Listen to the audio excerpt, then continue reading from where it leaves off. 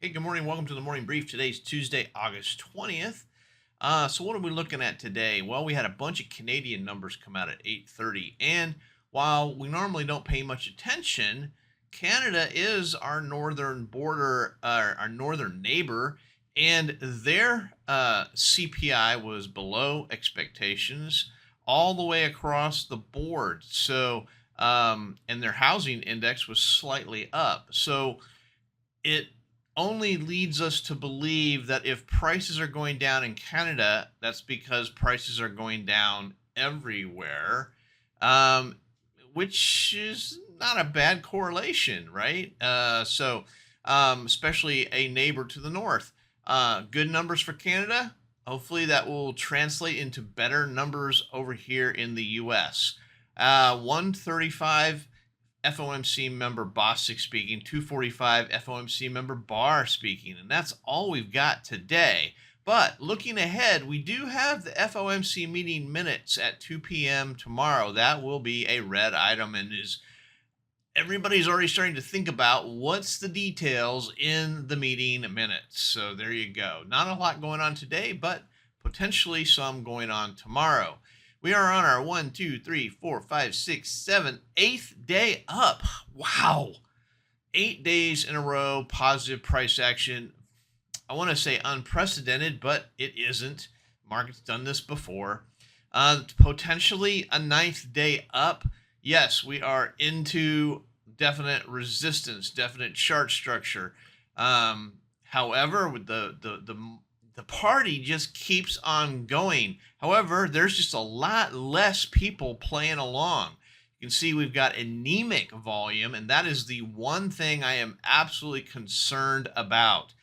No follow through volume. Nobody's saying, yeah, this is the bottom. Let's buy. Okay. So there's not a lot of people jumping in here to support this market. This is very, very concerning. Pattern is up. It is what it is. Where could it go? Oh, I think we could easily come into 5674 definitely is on the radar. On the downside, maybe this low volume node right here, 5570, but 5600 is the line in the sand we're all been talking about. Yeah. So looking at the inventory, this is one of the things that also bothers me. So you can see here at the very bottom that the zero right here, we are below zero. Okay, so we're negative as of 2 o'clock.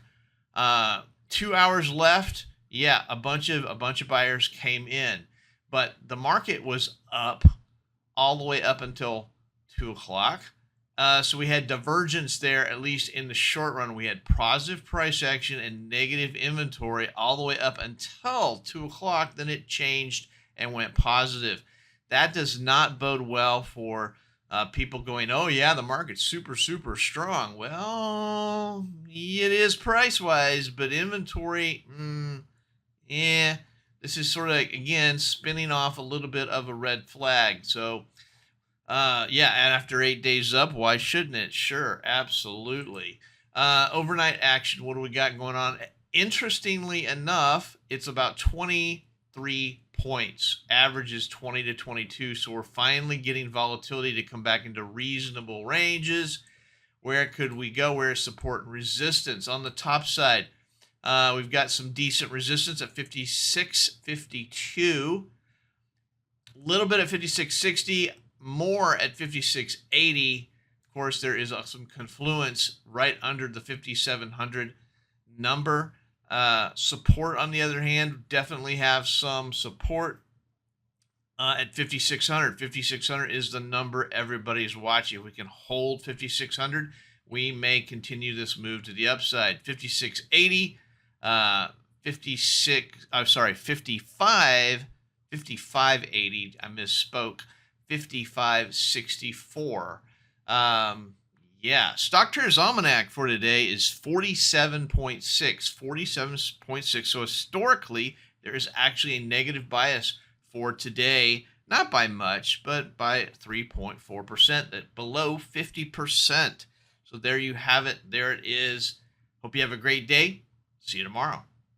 Hey, thanks for watching the morning brief. Check out my website for more information, oneononetrading.com. Take a look at the Troy levels, a trade location finder for the futures markets. Help you find those levels of support and resistance that are just so hard to find. I also do personal coaching and mentorships. So go ahead and take a look at my website, oneononetrading.com. Thanks.